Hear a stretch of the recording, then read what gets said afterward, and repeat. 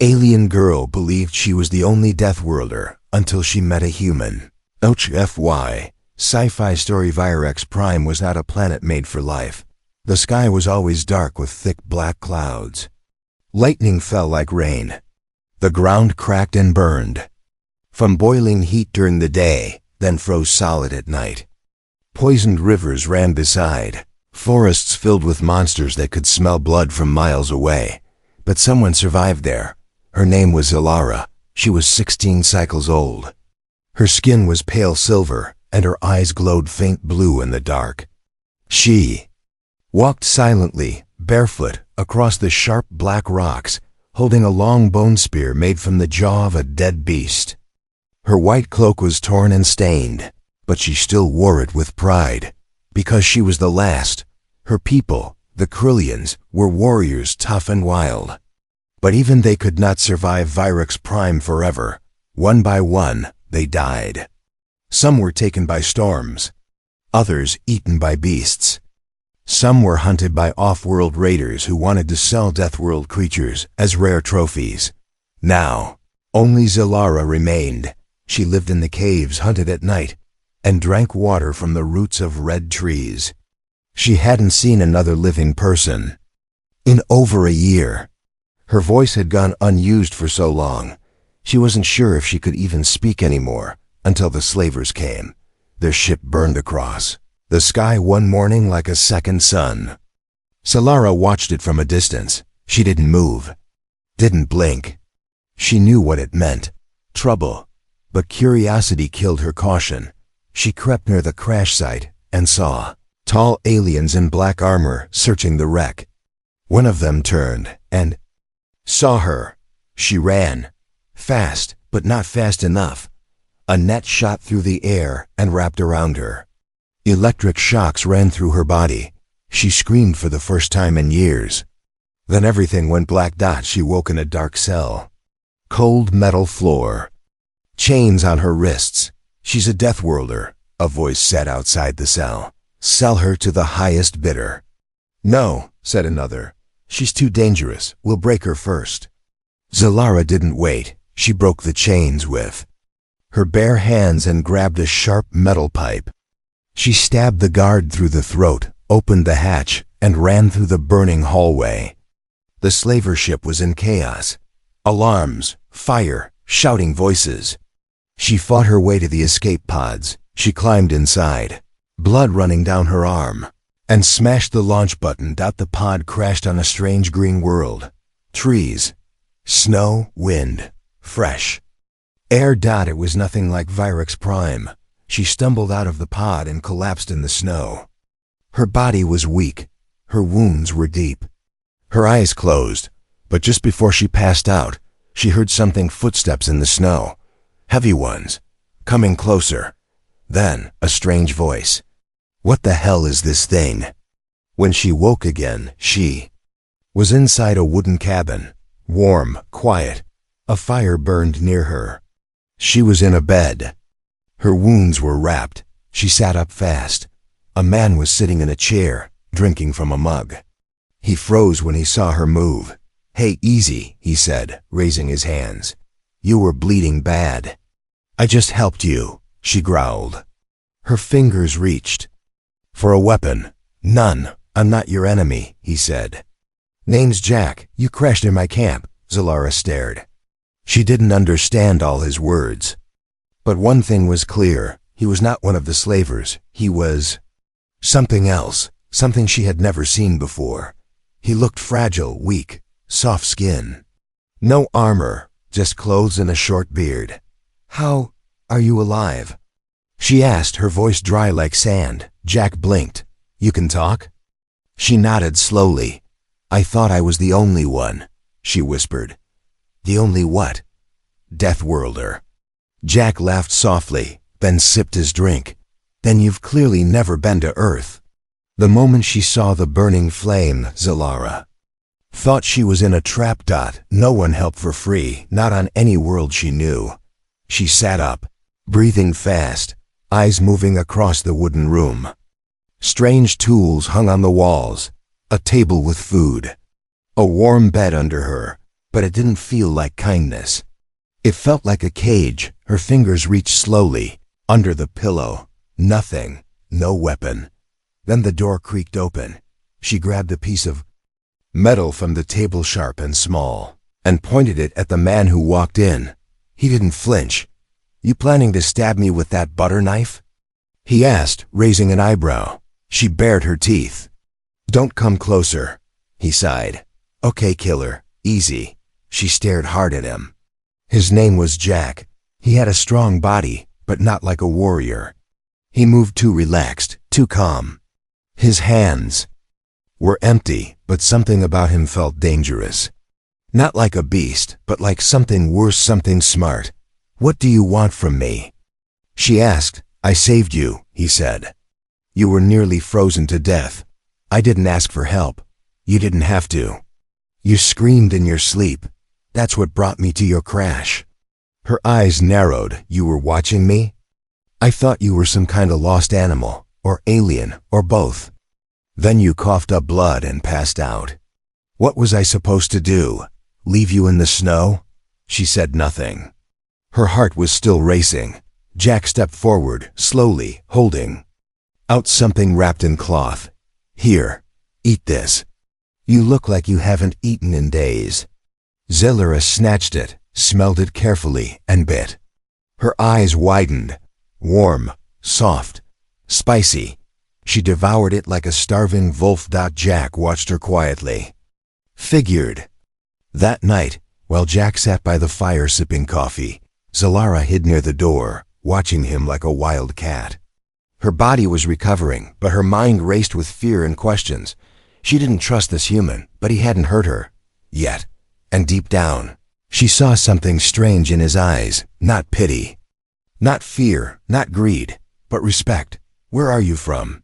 he asked suddenly. She didn't answer. "You're not local. That ship you fell out of, never seen tech like that before." Still silent, he shrugged. "Fine. Stay quiet. Doesn't bother me." Then he reached under the chair and pulled out a black and white photo. He tossed it to her. "See that? That's me and my squad, Earth Marines. We've survived worse places than this." Zillera picked it up. The men in the picture stood beside a smoking beast. Burned trees, broken tanks. "Where is this?" she asked. He smiled. "It's called Earth, and it's a death world." Her breath caught. "You lie." "Nope." Jack leaned back. "Our planet has giant storms, earthquakes, venomous snakes, killer bears, tsunamis, volcanoes, diseases that melt your insides, and humans that drop bombs on each other." She blinked. Jack chuckled. "And you thought you had it tough." Later that night, Zillera couldn't sleep. She sat near the window, looking at the snow-covered trees. She thought she was alone in the galaxy, that no one else could understand her pain, her rage, her survival. But now she wasn't sure. A human deathworlder? Was that possible? Could he really be like her? She didn't know what scared her more, the fact that she might not be alone, or that this man, this quiet human with kind eyes and a sharp tongue, might be even more dangerous than her. And if that was true, why did he save her? She waited until midnight. The cabin was dark. The fire was low. Outside, snow fell like silent ash. Zillera moved like a shadow, quiet, fast, ready to run. The human, Jack, was asleep in the chair, arms crossed, head tilted. A rifle stood near him, just out of reach. She slipped past him without a sound. Her eyes scanned the walls. Maps, tools, shelves, nothing useful. Then she saw it. A metal case half covered by a blanket. She opened it. Inside were photos, medals, and weapons. Not alien tech, but dangerous-looking tools, made for war. She picked up a small device, pressed a button. A hologram lit up. Jack's voice played softly in the air. "Day 87, another failed mission. We lost Carter to the acid rains. The locals are hostile. Supplies low. I don't think anyone's coming."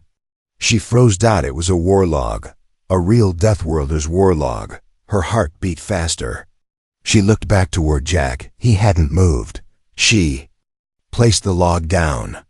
But something under it caught her eye. A photo. It showed Jack standing with a child, not a human child. A small alien girl with red eyes and black skin. She was smiling. He was holding her hand. Zalara stared at the photo. Confused. Who was that child? A daughter? A rescued orphan? Why would a human soldier care for someone not his own kind? Suddenly, a voice. Couldn't sleep either, huh? She jumped. Jack stood at the doorway, arms folded. His eyes were calm, but sharp. I didn't touch anything, she said quickly. I know, he replied. If you were here to kill me, I'd already be dead. She stepped back, unsure. Jack walked over slowly and picked up the photo. That girl. Her name was Enra. I pulled her from the wreck of a ship during the Xyrix War. She died 3 days later. Zalara's voice cracked. I'm sorry, Jack nodded. You learn to carry pain when you come from a death world. Silence. Then she asked the question that had been burning in her mind. Why are you helping me? He looked at her serious. Because when I found you, you looked exactly like I did when I crashed on someone else's world. Bleeding. Alone. Angry. Zalara didn't know what to say. Jack turned and began walking toward the fire. Come sit. You're still weak. She didn't move. I could leave, she said. You could, Jack said without turning. But where would you go? You think the next humans you meet will be kinder? That stopped her. She slowly walked back and sat near the fire. The flames crackled between them. Warm, soft, and dangerous if touched. Just like trust. That night, for the first time in years, Zalara spoke freely.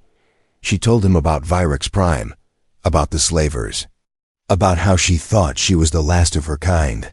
Jack listened without interrupting. Then when she was done, he said one sentence that made her heart shake. You're not the last. You never were. Zalara had never laughed before, not once in her life. But now, as she sat by the fire, listening to Jack tell stories of Earth's deadly places like something called the Australian Outback, where spiders were the size of her head, she let out a strange sound. A short, dry laugh. Jack turned to her. Was that a laugh? She frowned. I don't know. Maybe. Congrats, he smirked. Your first one? She nodded slowly. He raised his mug. To surviving death worlds and learning to laugh. She didn't lift her cup, but her eyes softened. They were two strangers from worlds that should have killed them. Two beings shaped by fire, storms, and war. And for the first time, they weren't alone, but peace never lasted long. Hours later, while Jack was outside chopping firewood, Zalara sat in his cabin, slowly touching the controls of a communication scanner. She didn't want to call anyone, she just wanted to listen. The scanner beeped. Then again. And again. Her heart dropped. A signal. It was encrypted, but the sound was clear. Tracker beacon activated. Biosignature confirmed. Preparing retrieval. She jumped to her feet. No. They had found her. Jack returned and saw the fear on her face. What's wrong? They're coming, she said. The slavers. They followed my crash. Jack's eyes hardened. How long? Hours, maybe less. He nodded once. Then we have work to do. Zalara watched as the calm man she knew became someone else sharper. Colder. He moved quickly through the cabin, pulling up floor panels, revealing boxes she hadn't seen before. Inside, weapons.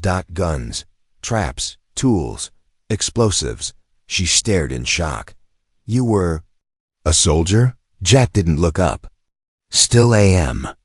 Just tired of wars. She reached for a blade and turned it in her hands. I won't run, she said. He paused. I didn't think you would, he replied. They left the cabin and walked into the forest. Jack knew the land well. He pointed at ridges, caves, narrow paths. We'll trap them here, he said. Force them into a kill zone. Solara placed metal shards in the snow, the way her people used to when hunting cave beasts. She painted sharp marks on the trees, using mud and ash signs only she would understand. 2 Deathworlders, one from Earth, one from Vyrix, preparing for war together. There was no army, no backup, just them, and for once, that was enough. That night, while snow fell again, they sat in silence beside the fire. "I thought I hated all other species," Solara said suddenly. Jack looked at her. "But now, I don't know." He didn't reply, but he handed her something. A necklace made from bone and a bullet casing. Simple, strong, a gift? She asked. He shrugged. "Call it armor." She put it on slowly. 2 Deathworlders, sitting in silence. A storm was coming, and they were ready for it. The wind had changed. It no longer whispered through the trees. Now it carried the sound of engines far above the forest. A dark shadow moved across the clouds, silent, cold. Hunting. Solara stepped outside the cabin, her breath visible in the freezing air. Her sharp eyes locked on the distant lights in the sky. She didn't need to guess. They were here. She turned to Jack, who stood on the porch, already holding his rifle. He didn't speak. He didn't blink. He only said one word. Positions. They moved like ghosts through the snowy woods. Solara crouched behind jagged rocks, her hands gripping a trap trigger made from twisted metal and sharpened bone. Jack lay prone on the ridge above her, scope to eye, counting shadows between the trees. A red beam flickered in the sky. A search drone descended with a soft hum. "They're scanning for heat," Jack whispered through the communicator. "Let them," Solara replied, her voice low and deadly. Behind them, dozens of hidden traps waited, tripwires, spike pits, MP mines, and old human tricks with new alien teeth. The first slaver touched the ground, armored boots, black gear, long rifle. He scanned the forest slowly, calm, overconfident. He stepped forward, snap. A razor wire trap whipped up and sliced across his chest. He screamed. The snow drank his blood. More dropships landed. 8, 10, 12.